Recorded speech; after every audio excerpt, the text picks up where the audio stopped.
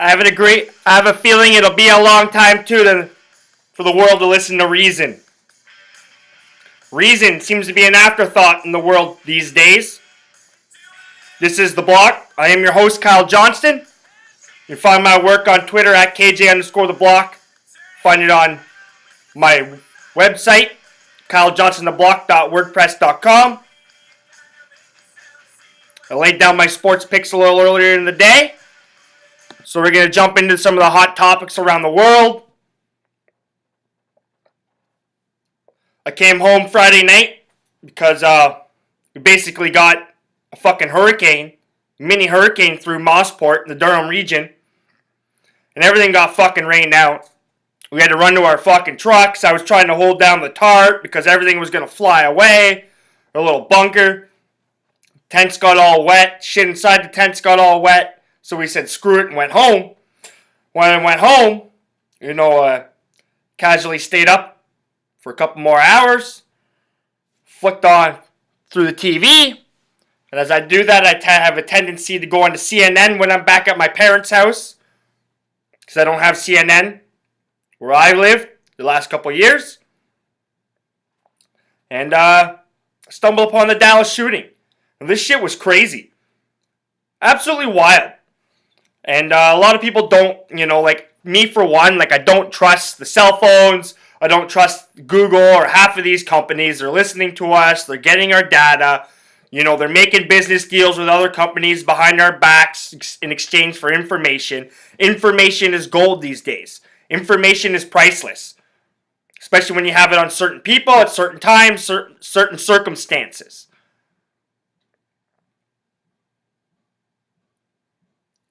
But these cell phones with all these technologies do, for someone like me in the media, allow for absolutely unbelievable raw footage of stuff that goes down. And the footage of the Dallas stuff, like I send my condolences out to the 5 families lost, send my best wishes out to all the officers that were hurt. But that was crazy. I've never seen a guy move in such tactical manner. Like the guy knew what he was doing. Like Michael Xavier Johnson, obviously turned out he had a 6-year term in the military, 7 months in Afghanistan.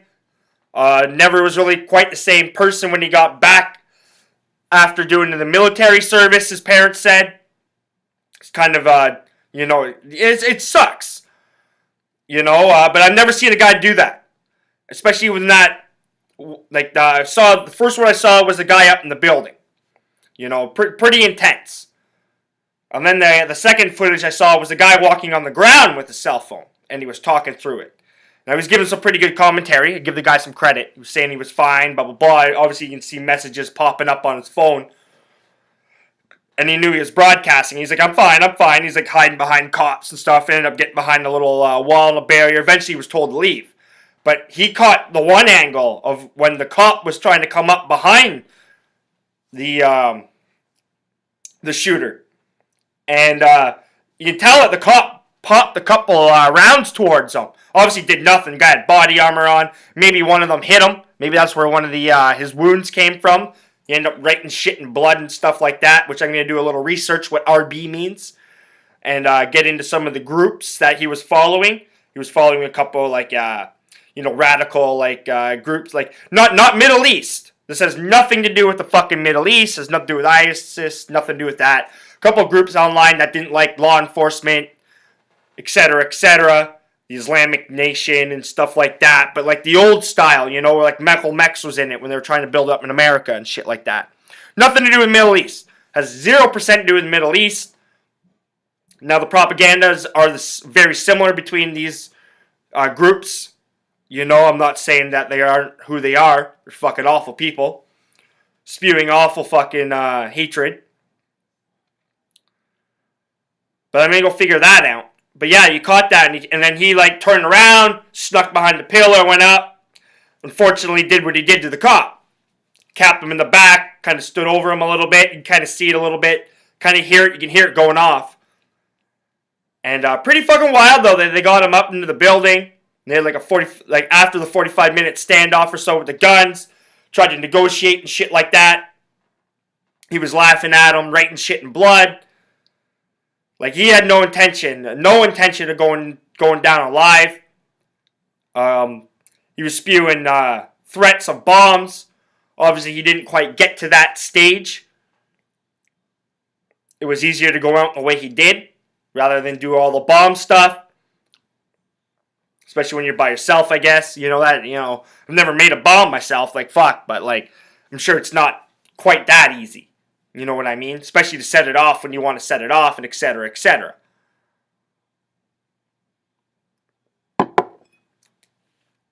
But they eventually took him out with a robot and a pound of C4 explosive. Pretty crazy.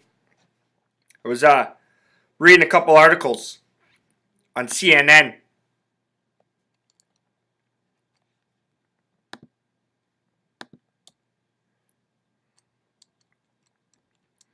And the one thing about this thing, and it's all crazy, his hatred stems to law enforcement and cops. Some kind of enforcement within the USA. And obviously it was escalated by the killings of Sterling.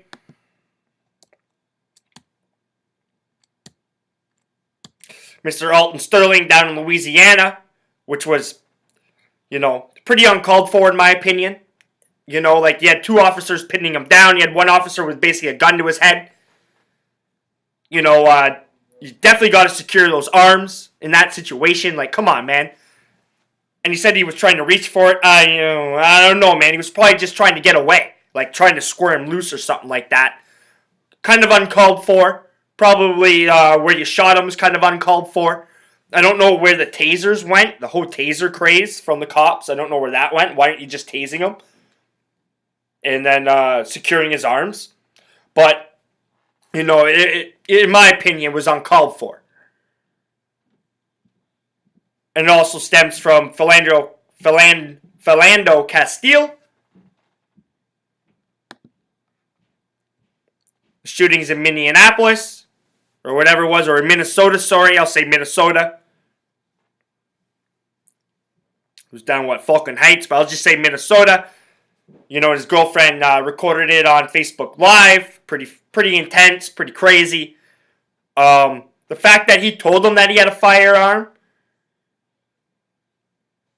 And the fact that he was only going for his license stuff. I know it's a pretty intense moment. I can only imagine being in the cop's shoes at that moment. Okay, he's told me he's got a firearm. He's reaching into his back pocket. Or back, into the back side of his body. Or the blind side of his body. I reach with my right hand for my pocket. It's usually my right pocket. I'm guessing, most people are right-handed with their guns. But the fact he shot him 4 times in the fucking arm and the chest and shit, that's kind of uncalled for too. You don't think, you think maybe 1 bullet at that point, if you are that fucking scared, will fucking do it. But 4? The fact that there's a kid and a wife and a girl in the car as well, if he makes a break for it, he makes a break for it. I don't think he's going to start shooting bullets around. I really don't think he'll put some other people out. I hope not. Now, that guy was pulled over 52 times, Philando Castile. I was reading that on Global News or whatever.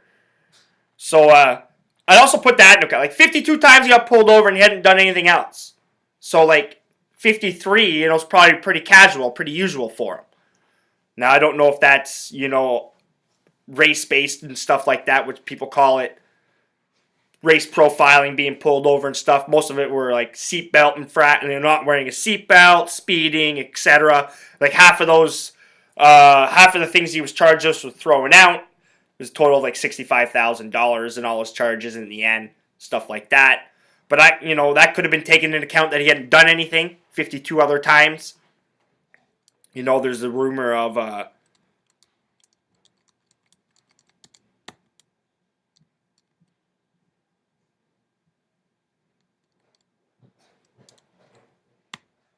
they're saying that he might have been part of a robbery, but a week earlier. Come on, man. A week earlier? Really? So, but there's always 2 sides to every story, both guys do have some background with, a background with some troubles with law enforcement. Alton Sterling, he has a long list of assaults and etc., and stuff with the law enforcement. It's not like they weren't familiar with the guy. Same with Philando Castile. So there's always multiple sides to every story. You just can't jump on one side. That's the problem with our society these days. We seem to always jump on one story because information seems to come out so quickly, and it's always dispersed. There's always multiple sides to every story. Do I agree that both of these guys should have died? No. Could have been a better way about it? Yes. Now, should have these had anything to do with the Dallas shootings? No. This should have nothing to do with the Dallas shootings. Yeah, I know that guy was angry. Guy had a lot of hatred. But this had nothing to do with the Dallas police. The Dallas police has a black sergeant. Obviously, law enforcement, their numbers have gotten better since he had taken over. The diversity of it, the arrests, etc., etc. I don't want to get into all the numbers. But it had gotten better since Dallas Police Chief David Brown took over. So it had nothing to do with it. A bunch of innocent people once again died. Is this because of the easy access of guns in America? No, I don't think so. I don't think it would have stopped anything. The guy would have found his way to guns regardless. Now, do I think the easy access of guns, if that was controlled a little more, could it slow things down? Yes. Would it stop things? No, I'm not naive. I'm not stupid. Now, can you go around and just take everybody's guns away in America? No, you've already opened up that can of worms. So maybe a little bit more hardcore, registering, finding out where they are. Like, it sucks that dives into people's privacy. It sucks. But people are going to have to make a decision. Do I want, a little bit of that? And it sucks because everything else of our privacy has already been fucking taken away. There's just a lot of people in the mainstream don't fucking understand this. You're always being watched. You're always being recorded. Even me right now talking to you. Or listening to me. But you got to understand, there's got to be a solution to this somehow. You got to try some things.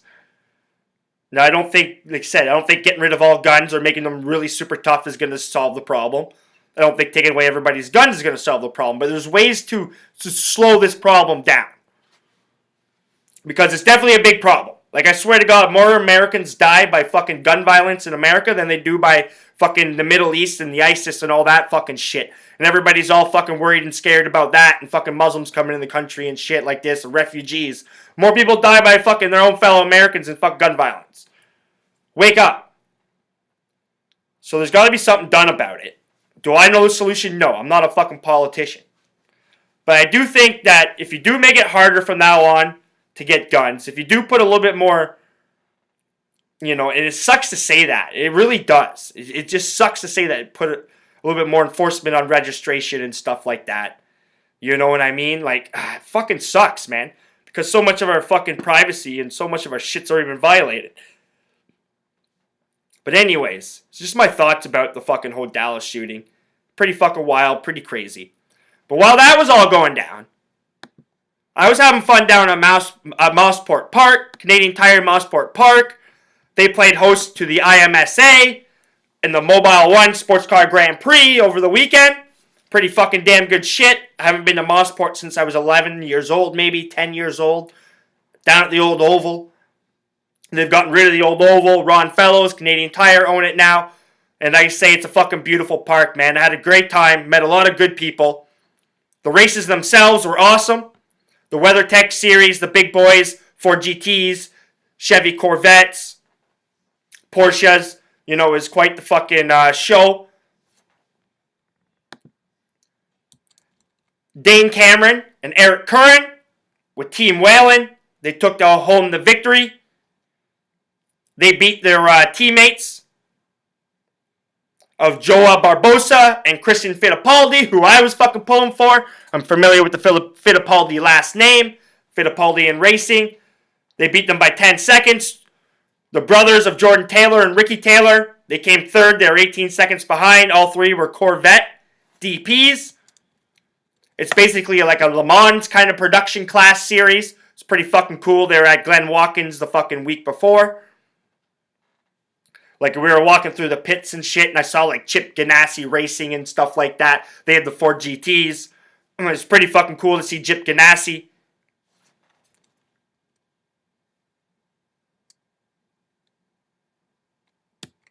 That was the GT Le Mans production class, was a Chip Ganassi, the Ford GT that defeated the heavily favored Corvettes. That was supposedly the big prize. The Canadian built, developed Ford GTs. Pretty kick-ass. Seeing Chip Ganassi fucking garage there set up. Them all working. I was like 5 feet from them where they're working the cars, taking footage, asking questions. I'm putting a little thing together about the Mosport weekend. It was a good time. Awesome racing. Fucking awesome racing. I have the sounds like what I told my buddy, I'm going to have the sounds of racing in my head for the next day and a half. He's like, yeah, that's usual. And I was just, every time I heard a car go by, I was just picturing, sitting down the backstretch, seeing them fucking whip by and shit, our Moss corner. We were camped down at Quebec corner, camped there for the weekend, and I could just walk around, film some stuff, interview some people, stuff like that. It was pretty cool, pretty kick-ass access, walking right onto the pit lanes. We had some fun at night, got up to some shenanigans like usual. That's what we do. We work really hard during the day, then we have some fun at night, fuck, man, you gotta live a little. We were, had, not a bad fire. Friday, we got rained out. Saturday night was a good night. We walked up. We were camped down on Quebec corner on the outside. We took a little stroll, walked into the inside.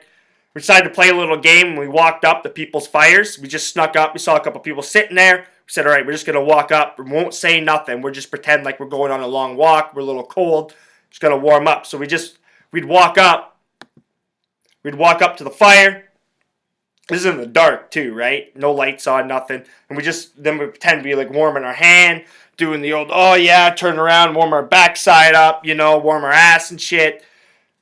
It was 5 minutes. They'd be all looking at us and stuff like that. Sometimes we could hold it for a good 5 or 10 minutes. Sometimes my buddy would crack and have to say some shit. It was pretty hilarious. We always had to back up. We became fire raiders. We just rate people's fires and stuff, come up with funny fucking scientific names, get some people laughing, meet some people, stuff like that. Turned out pretty good. It was all in all was well. Shocked some people, surprised some people, had some fun with some people. Some old guy was pretty fucking hilarious. He's like, yeah, I got the sod dug up. I'm going to put the sod over it so it's all gone. It was pretty fucking hilarious and shit like that, man. Fucking good time. We were just stumbling around having a good time at night. One time was hilarious, so we're bugging these people. They took it pretty well. Laughed pretty good. We were up there. There's one time where we kept our mouths shut pretty good. And we just kind of looked kind of strange and weird. And but they took it pretty good, and we had a good laugh and stuff like that. And then I said, all right, buddies, let's get heading back to towards our side of the camp at Mosport. And I kind of walked back towards the main road, but my buddies started to go right towards these other camps. But it was through a bunch of cars. There was probably 10 cars.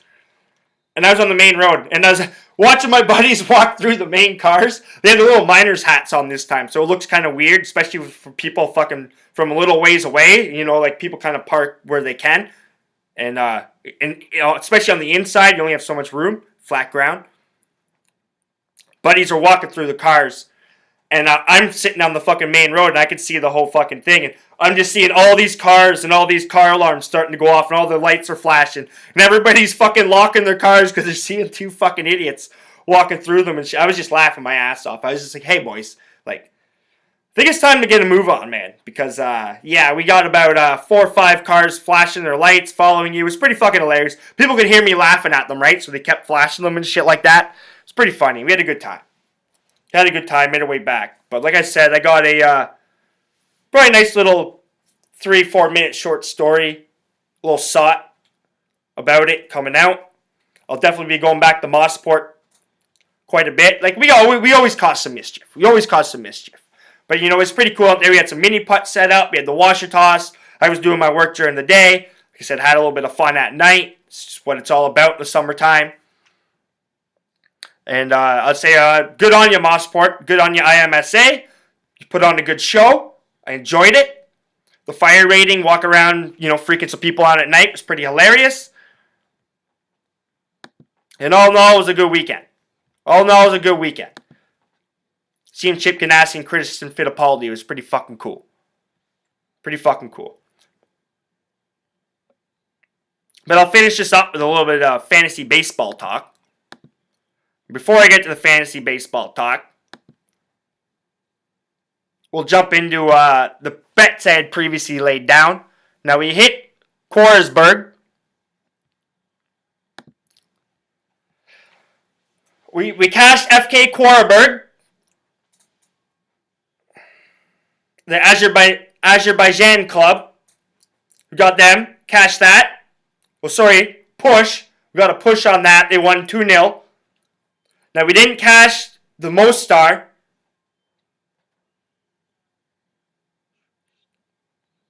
The Zrinski Mostar. Team from Bosnia-Herzegovina. We didn't cash that.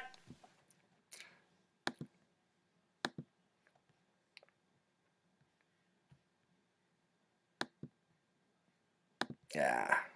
Wrong button. Wrong button.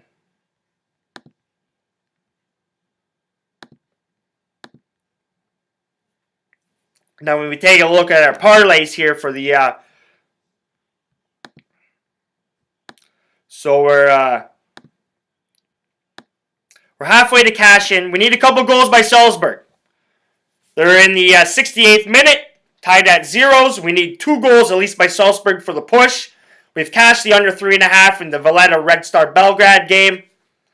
Now, when we look at the other parlay, we didn't cash the over in the Lincoln Red Imps. Celtic lost 1-0 to the team from Gibraltar. It's a pretty fucking piss poor fucking effort. All the Liverpool fucking supporters are going to be laughing at Brendan Rodgers, you fucking idiot.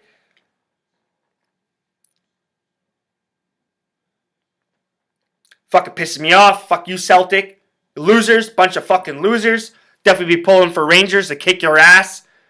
Rangers are back in the top flight Scottish football. Now, we got the under 2.5 in Vardar. Dinamo Zagreb. That game's sitting at 2-0. Zagreb in the 52nd minute. Not looking fucking good either. Not looking like a fucking good day so far. We are still in the American League, though. Hopefully that can fucking pull out. Now, I got the most money tonight. I'm loaded up on the American League. I was also, pretty heavily on Mostar.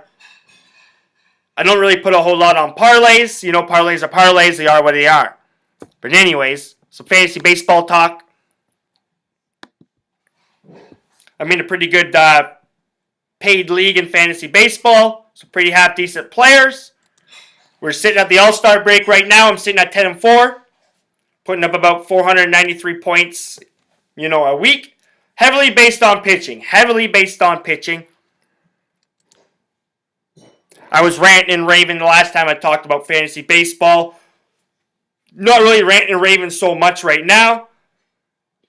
I'm just kind of, I got 2 spots. I just kind of got, not really 2 spots. I got a couple guys on the DL. I got Carpenter on the DL. I got Zimmerman on the DL. And I don't really have any batters on my bench. I don't like that. So when Carpenter comes back, Mark Reynolds right now is filling in for Carpenter. So Mark Reynolds would have to bite the dust. I took a nice little flyer on Reynolds. Picked him up when he was kind of cold for the Rockies. He was just fucking very hot. But he's starting to pick it up a little bit. Now we got the All-Star break. We'll see how he reacts afterwards. But he's playing half his games in Colorado, man. Fucking those overs are fucking cashing in Colorado left, right, and center. So for any of you handicappers out there, Colorado Rockies, over at home, under on the road, man. Over at home, under on the road. But Zimmerman would fill one of my pitcher spots. But as it currently stands, I'm looking for two spots. Typically pitchers, focusing on pitchers.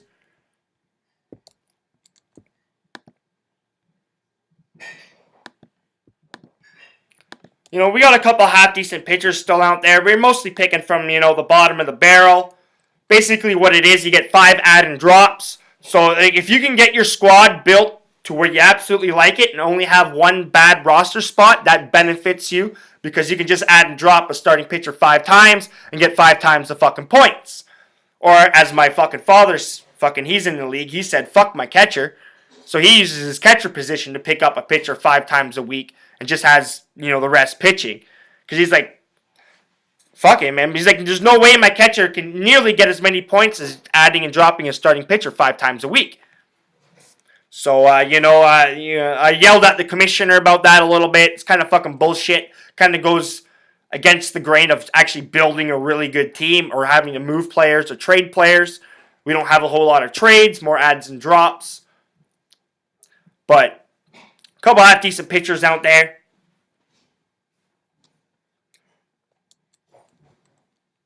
Dan Straley, he'd be up on the top of my list when I'm looking at this. Keep an eye on T1 Walker. I know he's on the DL right now, a little banged up. Nick Tropiano, Archie Bradley. Those are really my top 2 picks for pitchers right now that I'm looking at in the fantasy terms. I think Archie Bradley's due for a good second half. The same with Nick Tropiano. Angels fucking starting rotations fucking in shambles. They're going to have to lean on Nick Tropiano a lot. And I don't know about your fantasy league, but, strikeouts mean an awful lot. And both those pitchers are pretty good for a strikeout or 2 per inning. So that alone will bring in enough fantasy value. So I like Nick Tropiano and Archie Bradley the best. Dan Straley, he's kind of been there, starting to tail off a little bit. But he's, he can still give you a good outing or 2.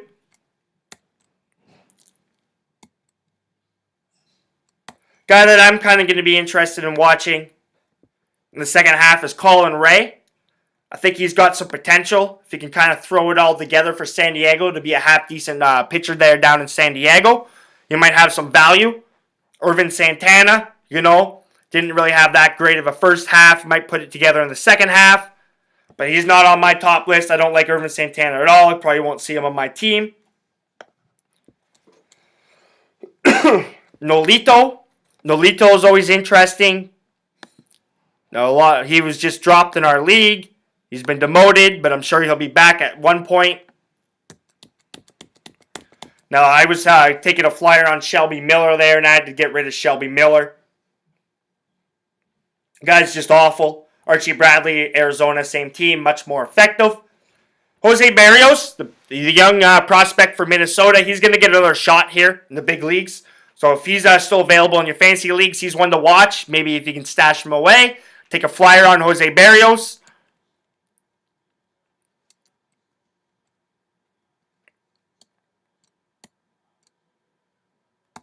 And, Eduardo Rodriguez is an interesting, situation. Like, the guy's not that bad of a pitcher. He's way fucking better than what he showed when he first got off the DL with the Red Sox this year. Way better. He's not a number 1 or a number 2 on any team. They can be a half-decent contributor at the number 3 or number 4 spot. He's showed that in the big leagues before for about 2 years. Before some injuries kind of caught up with him. He's going to get another shot. I think he's going Friday for the Red Sox. He's another guy I kind of got my eye on as Eduardo Rodriguez.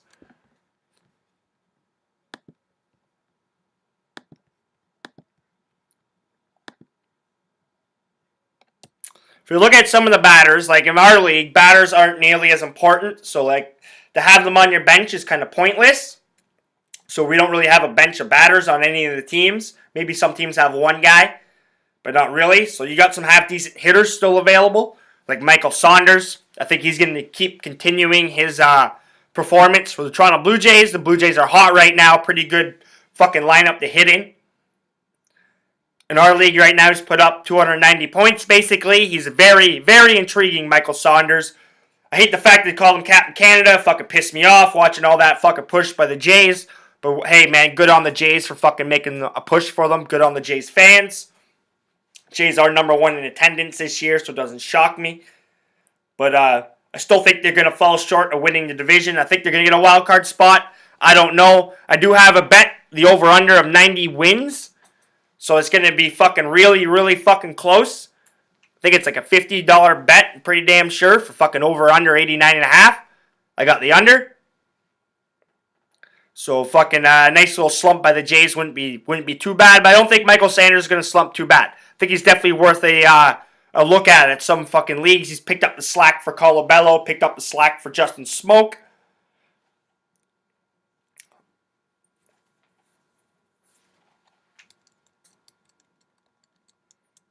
If you got Jose Reyes still available in your fantasy baseball leagues, he's very intriguing. I'm sure he's been picked up in most, but he's come out of the gates pretty hot. 3-4 home runs already. Our league has a couple other interesting guys still available.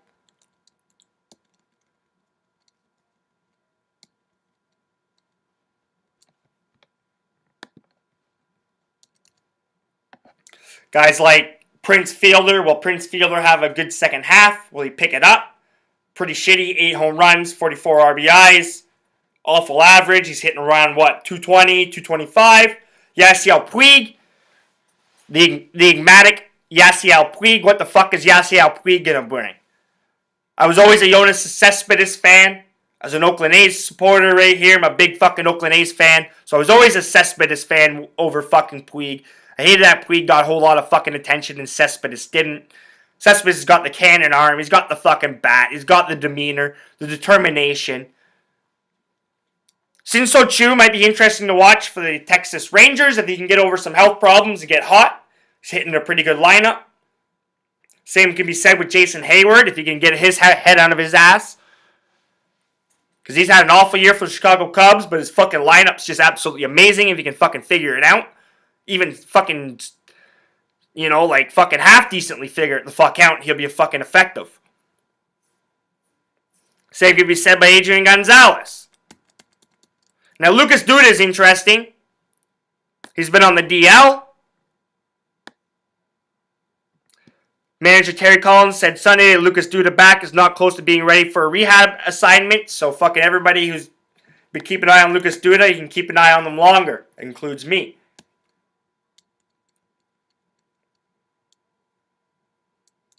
I wouldn't be shocked to see a guy like Michael Conforto to get called back up by the Mets at one point. Have an interesting impact on the team. Guy's a good player still, good young player. He's got to kind of put it all together. He's still got a lot of room to grow.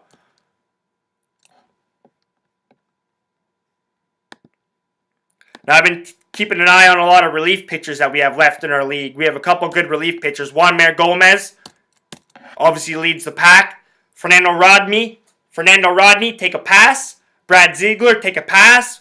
Ryan Madsen, take a pass. So basically, there's one guy left in our league, basically. Juanmer Gomez is the only worthwhile relief pitcher.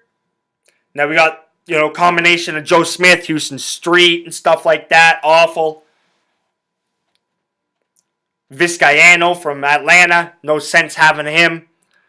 So, Juanmer Gomez is the one guy I'm also keeping an eye on. I went with 4 relief pitchers earlier in the season. Paid off pretty well for me. I've kind of improved my point tally. I was about 465, 470 with 4 closers.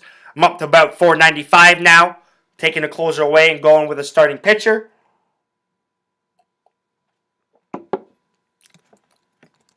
Even I've done the ad drop pitcher sometimes. Sometimes you got to go for it.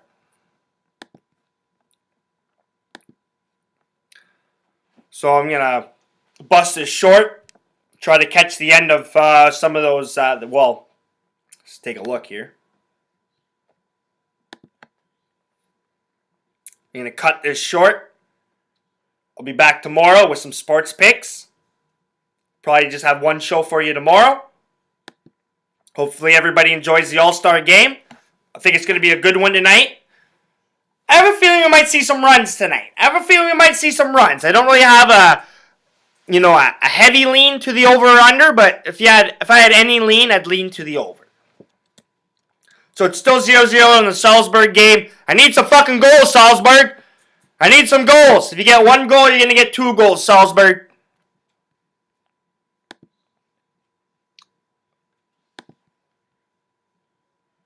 Other than that, remember, if you're not laying the money down on the table, you're not winning.